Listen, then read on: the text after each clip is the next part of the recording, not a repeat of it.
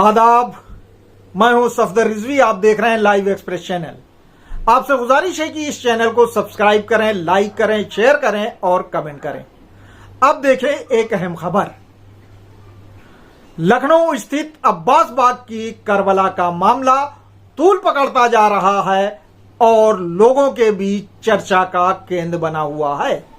इसकी खास वजह यह है कि मौलाना कल्बे जवाद ने वहां जाकर उन लोगों से जिन्होंने उनके साथ बदतमीजी की थी और बदकलामी की थी, उनसे कहा था कि वे मुहर्रम की पहली तारीख से प्रोटेस्ट शुरू करेंगे और बीसियों हजार लोगों को लेकर आएंगे। लोगों को इस बात की चिंता है कि कहीं इसे लेकर माहौल ना खराब हो जाए।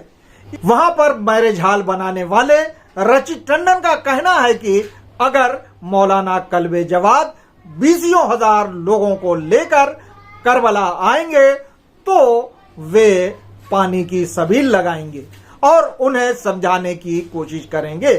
उनका कहना है कि वे और उनके दूसरे लोग काफी समय से इस मामले के हल में लगे हुए हैं। उन्होंने इस दिशा में वक्फ बोर्ड के चेयरमैन अली जैदी, वक्फ बचाओ आंदोलन के नेता शमील शमशी और मौलाना कल्बे जवाद से मुलाकातें की है और उन्हें अपने डॉक्यूमेंट दिखाकर ये साबित करने की कोशिश की है कि उन्होंने जो जमीन खरीदी है वो निजी है। हम बातचीत करेंगे रचित टंडन से कि पूरा क्या मामला है।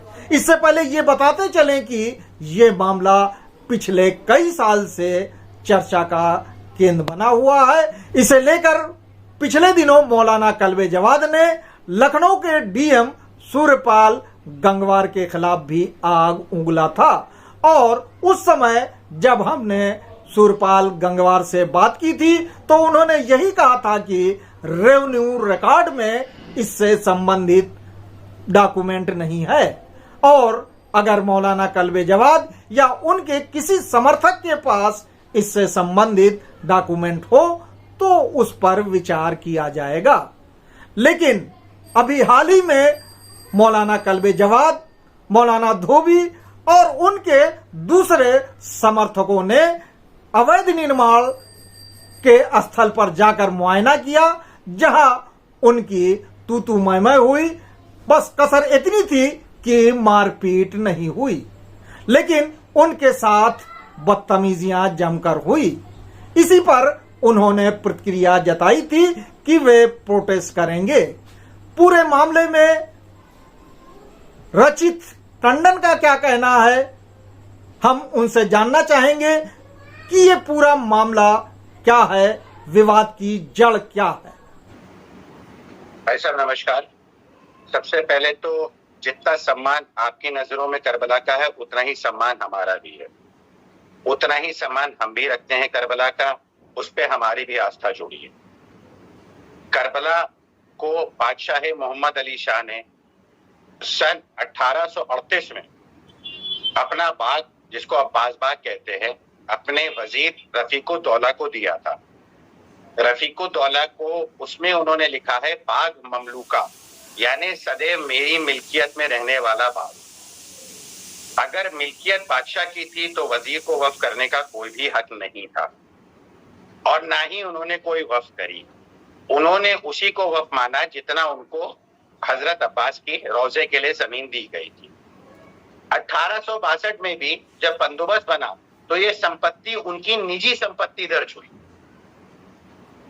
उस संपत्ति को बाद में उनके परिवार के, उनके बच्चों ने, उनके बेटों ने इसकी वसीयत करी, इसके बैनामे करे, सब कुछ किया। उस बैनामे के बिहाफ पे हम लोग सब आज तक काबिज हैं। 1981 में मौलाना कयूम मेहंदी, जो सारे मेहंदी जी लड़ रहे हैं, मौलाना साहब को बलगरा रहे हैं, उनके पिताजी मुंसिफ साउथ दक्षिण में 176 नंबर केस लड़े जो 14 साल चला और 1981 में वो इसको वक्फ संपत्ति साबित करने में असमर्थ रहे।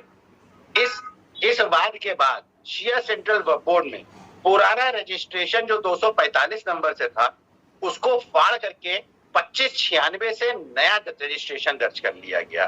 पुराने रजिस्ट्रेशन में सिर्फ करबला वफ थी, अब 2,07,148 वफ बताया जा रहा है, जबकि बादशाह अवध के फरमान में कुल 17,148 वफ है।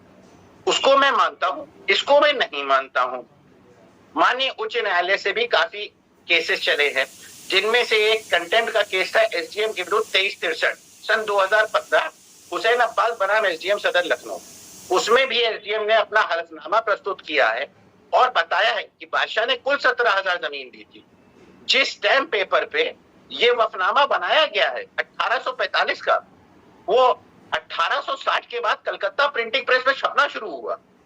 ये चीज तो गले के नीचे उतर ही नहीं सकती कि 15 साल पहले वफनामा उस स्टैम्प पेपर पे आ गया जो स्टैम्प छपा ही नहीं था, और बादशाह अवध के वजीर ने ब्रिटिश स्टैम्प पेपर पे वफ बनाया, जबकि बादशाह का जो फरमान है वो शाही मुहर से है। तो ये वफनामा वैलिड कहीं से है नहीं। इस बात का जिक्र एसडीएम की रिपोर्ट में, कोर्ट के केसेस में, अभी सर्वे वफ आयुक्त ने जांच की, उसमें सब में स्पष्ट रूप से आया है। जो सर्वे कमिश्नर की लास्ट जांच हुई है, सर्वे आयुक्त ने कब बैठक बुलाई, कब लोगों को से डॉक्यूमेंट कलेक्ट किए और कौन कौन लोग आए, इसका जरा विवरण पूरा आप बताएं। जनाब, ये उनका ऑर्डर मेरे सामने है। ये जनवरी में मुझे नोटिस आई थी। जनवरी में मैं वहां पे पहुंचा और मेरे साथ साथ काफी लोगों को नोटिस आई थी, जिसमें Prem Rastogi, Kumar cold storage, Maruti showroom, Mahendra Rajput, Kashan ji, सबको नोटिसें आई थी। इस नोटिस के बाद हम लोग वहां पे बैठक के लिए पहुंचे। 17/2 को बैठक हुई। वक्फ बोर्ड से कौन कौन गया वो भी बता दीजिए। हसन रजा रिजवी, हैदर मेहंदी, जाफर सज्जाद विधि सहायक शिया सेंट्रल वक्फ बोर्ड, बाकर रजा निरीक्षक शिया सेंट्रल वक्फ बोर्ड, मैं खुद रचित टंडन, टीएल लॉन से देवेश रस्तोगी जी, अमित कुमार श्रीवास्तव जी कुमार कोल्ड स्टोरेज की तरफ से, हर्ष कुमार जी और यश कुमार जी, इन लोगों ने प्रतिभाग किया। अभिनव सेनेटरी जी भी आए जो चंदेलगंज में स्थित हैं, जहां पे 1862 में एक हिंदू बाराती लाल का नाम अंकित है। अच्छा, सरकार की तरफ से कौन कौन था वो भी बताएं। डीएम भी थे क्या इसमें? कार्यालय जिलाधिकारी अपर सर्वेक्षण आयुक्त वक्फ, इनके यहाँ बैठक हुई है। डीएम साहब ने इनको अपॉइंट किया था। इसके बाद 17 तारीख को बैठक हुई, तो इस 17 तारीख में इनसे 18 सवाल पूछे गए कि ओरिजिनल वक्फ डीड कहाँ है। इन्होंने कहा कि ये रजिस्टर्ड वक्फ डीड है, तो इनको समय दिया गया कि ये रजिस्टर्ड वक्फ डीड प्रस्तुत कर सके। इसके अपोजिट में हमें अपने बैनामे रजिस्टर्ड बैनामे लाने के आदेशित हुआ। हमने अपने रजिस्टर्ड बैनामे और सारे अभिलेख प्रस्तुत कर दिए गए। बार बार नोटिस के बाद भी शिया सेंट्रल वक्फ बोर्ड इसको नहीं दे पाया। प्रश्नगत में 7/3 को तो पुनः बैठक हुई, जिसमें जफर सज्जाद विधि सहायक शिया सेंट्रल वक्फ बोर्ड, बाकर रजा निरीक्षक शिया सेंट्रल वक्फ बोर्ड और हम लोगों ने प्रतिभाग किया। इसमें इन्होंने पुनः 2 सप्ताह का समय मांगा कि हमको वफनामा लाने का दिया जाए। लास्ट बैठक 22/3/2024 को हुई। इसमें भी साफ साफ लिखा है कि इनके द्वारा वफनामे की मूल प्रति और ना ही कोई रजिस्टर्ड वफनामा प्रस्तुत किया गया। इनके द्वारा 42 पन्नों का अनुपालन आख्या प्रस्तुत करी गई, जिसमें यह स्पष्ट है कि यह वक्फ डीड नहीं साबित कर पाए। 1800 जिसमें सर्वेक्षण वक्फ आयोग ने यह स्पष्ट किया है कि 1862 मालिकाना हक का निर्धारण करता है, जिसमें खसरा संख्या 18 रफीकुद्दौला के निजी बाग के रूप में दर्ज है और ना ही मौके पे कोई करबला और ना ही कोई कब्र नक्शे पे दर्ज की गई है। ऐसी स्थिति में सारे आदेशों के बावजूद ये लोग इसको वक्फ संपत्ति बताते हैं और अपर सर्वेक्षण वक्फ आयुक्त ने साफ साफ लिखा है, उक्त जांच अभिलेख के परीक्षण उप जिलाधिकारी के आदेश दिनांक 8/1/2016 के क्रम में स्पष्ट है कि खसरा संख्या 18 मोहल्ला रज्जबगंज, जिसपे Giriraj Udyog limited Kumar cold storage, one up motors arena Maruti showroom, Rachit Tandon व राम स्वरूप के कब्जे में है, वह खसरा नंबर 53 मोहल्ला जंगलगंज अभिनव ट्रेडर्स के कब्जे में है, वह संपत्ति नहीं माना जा सकता है। वह वफनामा 1845 जिस स्टैम्प पेपर पे अंकित है, वो 1859 के बाद कलकत्ता प्रिंटिंग प्रेस में छपना शुरू हुआ, जिससे वफनामा वैधानिक नहीं माना जा सकता है। इस टिप्पणी के साथ इन्होंने अपनी रिपोर्ट अपर सर्वेक्षण आयोग को प्रस्तुत कर दी। मेरा एक सवाल, क्या इसके बाद शिया वक्फ बोर्ड और मौलाना कल्बे जवाद और इनके समर्थकों ने कोई चैलेंज या चुनौती इसको दी? नहीं, इसको कोई चुनौती नहीं दी गई है। 2016 के एसडीएम के हलफनामे को कोई चुनौती नहीं दी गई है। 1981 के मुंसिफ दक्षिण न्यायालय के ऑर्डर को कहीं चुनौती नहीं दी गई है। हर 2 साल 3 साल बाद एक नई चीज ये लेकर के आते हैं, नई एप्लीकेशन मूव करते हैं। टंडन साहब, ये तो 2024 का है ना, ये कब आया है सर्वे आयुक्त का जो है? जनाब, ये आदेश है 30/3/2024। जी जी, तो इससे चुनौती नहीं दी गई है अब तक? कहीं चुनौती नहीं दी गई है। और ये माननीय उच्च न्यायालय का सर्टिफाइड कॉपी है मेरे पास, ये एसडीएम का हलफनामा है। इसमें भी पन्ने नंबर 2 पे साफ साफ लिखा हुआ है, खसरा नंबर 18 मोहल्ला Rajabganj was not found to be our property. ये आप दिखा दीजिएगा।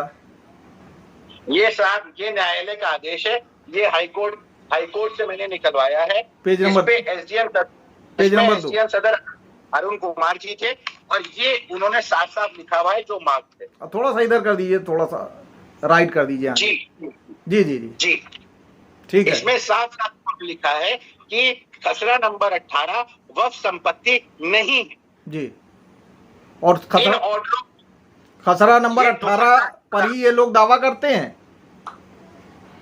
ये जना दावा करते हैं। इन्होंने न्यायालय से एक्स पार्टी एक स्टे प्राप्त कर लिया है राजेश टंडन और रचित टंडन के विरुद्ध, और काम रोकने पहुंच जाते हैं सारे लोगों का। ये संपत्ति है 5 लाख स्क्वायर फीट यहाँ पे 18 नंबर में, जिसका मैं मालिक 70,000 80,000 का हूँ। बाकी सब तो इनके पास ही है, दूसरे लोगों के पास है। उनका काम कैसे रोका जा सकता है? और कहा जाता है रचित टंडन काम करा रहे हैं।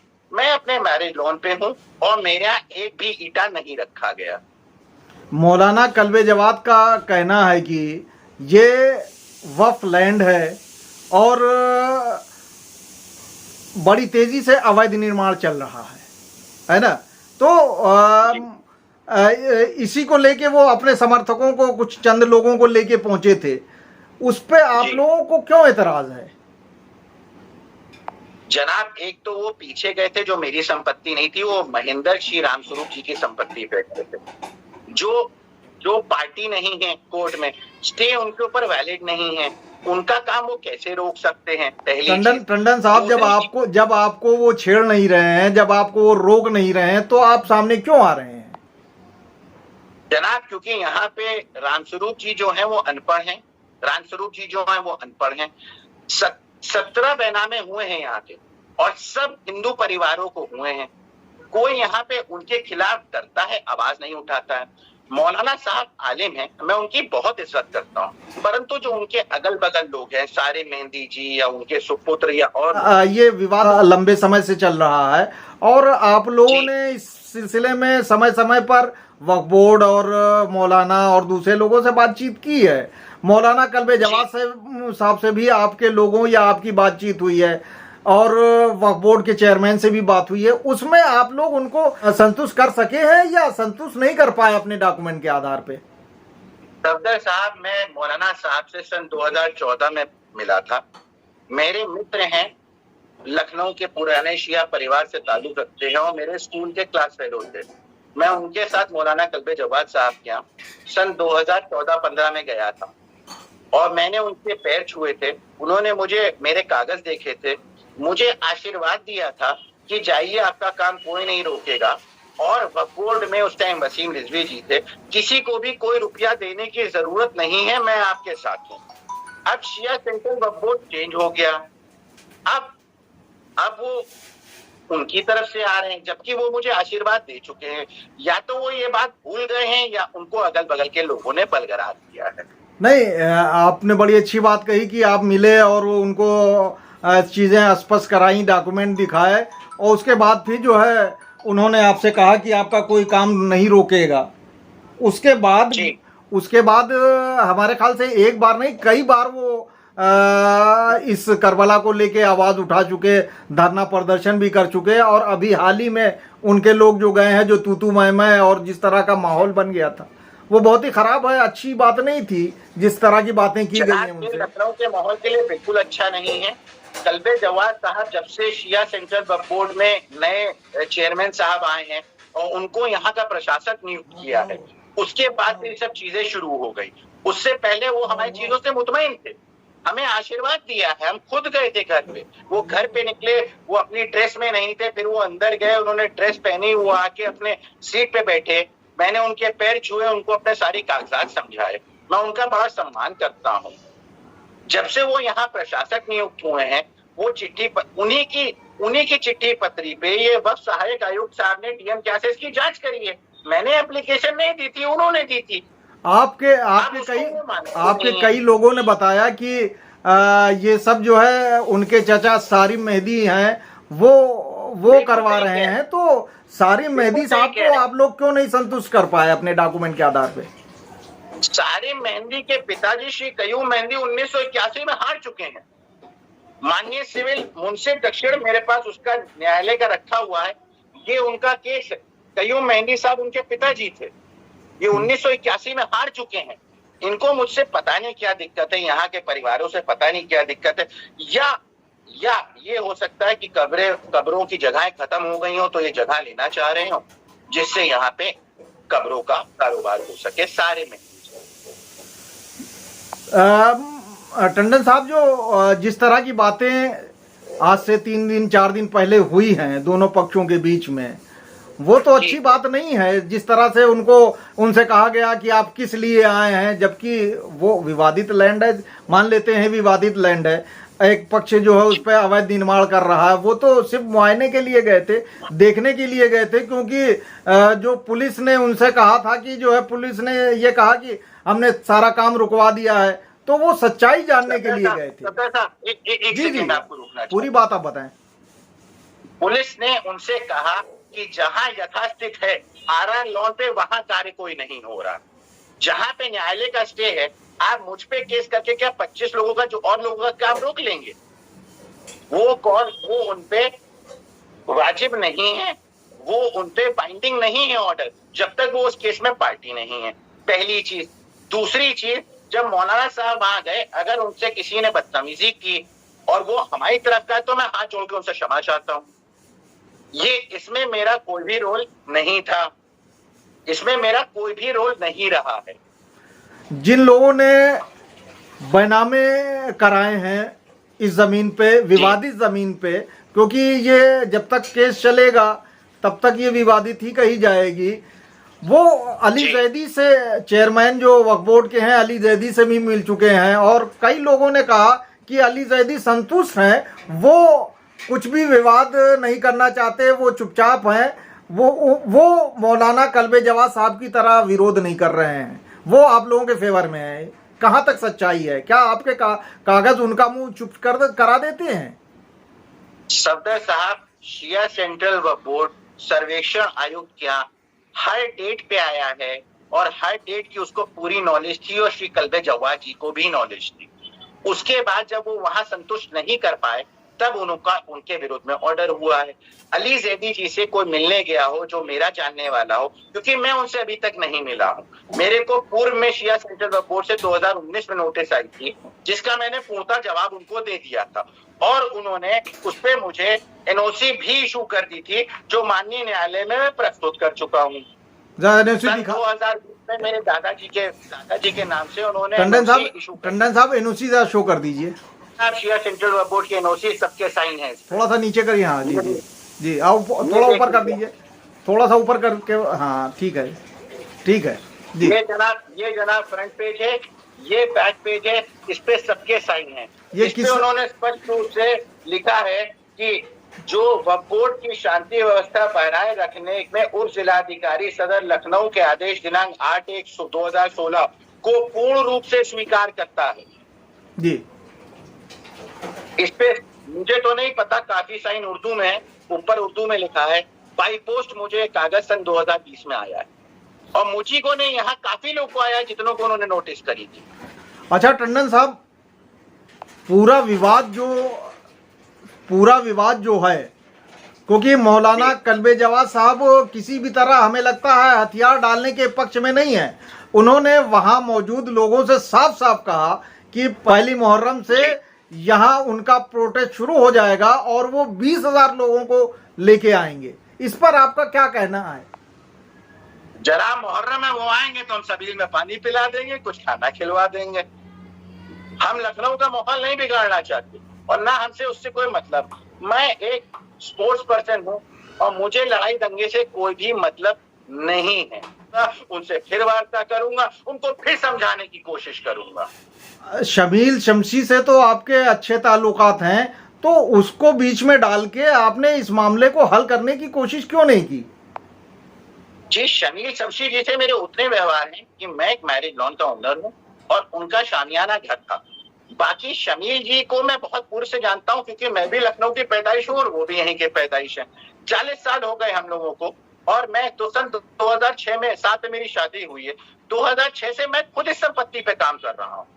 शमील जी से भी मुलाकात हुई थी जब कल्बे जवाद साहब से मुलाकात हुई थी, तो जैसे कागज मैंने कल्बे जवाद जी को दिए थे वैसे मैंने शमील जी को दिए थे। देखिए, शमील वक्फ बचाओ आंदोलन के बहुत बड़े नेता बताए जाते हैं और कभी भी वो आपके अब्बास बाग करबला या वहाँ पे जो लोग कब्जेदार बताए जाते हैं कि अवैध कब्जा किया हुआ, उनसे हमारे ख्याल से कभी भी कब्जा हटाने या किसी तरह की बात नहीं की है। हो सकता है कि वो हमारे कागजों से मुतमईन हो, उन्होंने मेरे कागज देखे, न्यायालय के आदेश देखे, हो सकता है वो मुतमईन हो, उनको ये लगता हो कि यहाँ पे ये चीज गलत है। शिया वक्फ बोर्ड ने सन 2020 में कैसे एनओसी हमें दे दी? कागजी के बिहाफ पे तो दी है।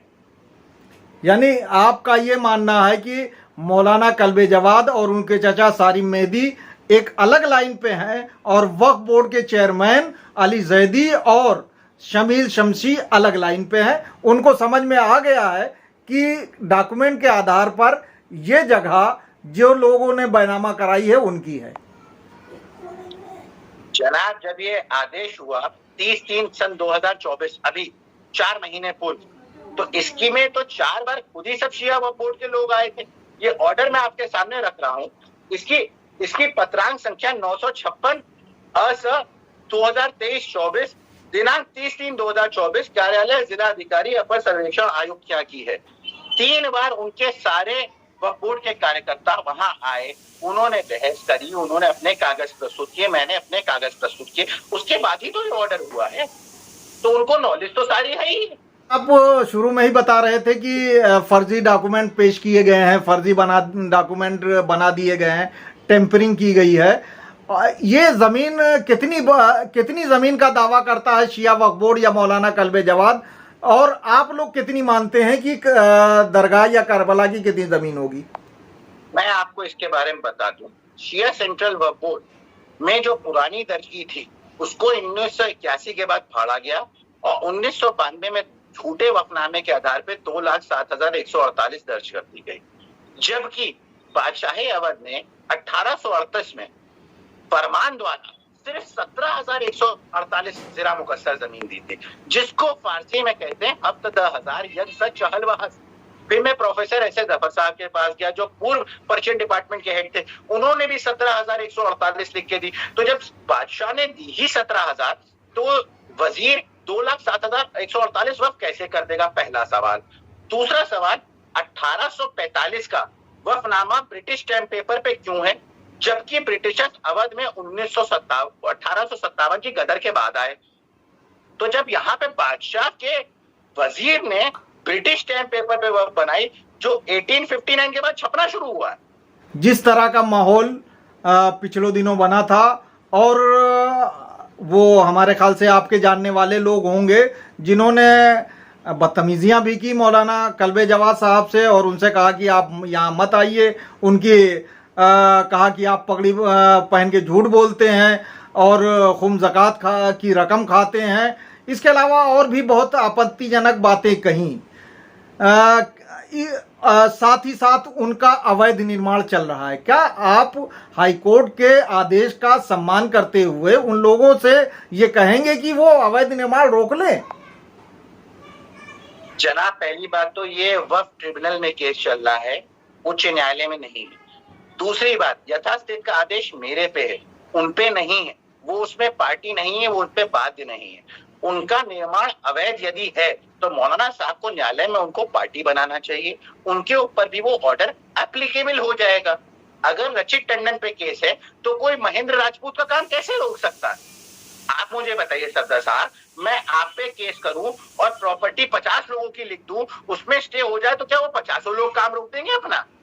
यानी आप ये बात साफ साफ कह रहे हैं कि मौलाना कल्बे जवाद और उनके समर्थक जो कर रहे हैं वो कानून के मुताबिक नहीं चल रहे हैं। जनाब, स्टे का मतलब है यदि कोई यथास्थिति का आदेश है तो जो जैसा है वैसा रहेगा। पहली चीज मेरी संपत्ति पे, और यदि कहीं काम चल रहा है तो उसको रोकने का काम प्रशासन का है, पुलिस का है, ना कि मौलाना साहब का है। वो एक आलिम आदमी है, एक पब्लिक फिगर है, इतनी बड़ी हस्ती है। जिस तरह हमने रचित टंडन से बात की उसी तरह हम मौलाना कल्बे जवाद या उनके चचा सारिम मेहदी से बातचीत करना चाहते थे ताकि उनका पक्ष भी सामने आ सके, लेकिन उनसे संपर्क नहीं हो सका। अगर वो चाहे तो मुझे संपर्क करके अपना पक्ष रख सकते हैं। आपसे गुजारिश है कि इस चैनल को सब्सक्राइब करें, लाइक करें, शेयर करें और कमेंट करें।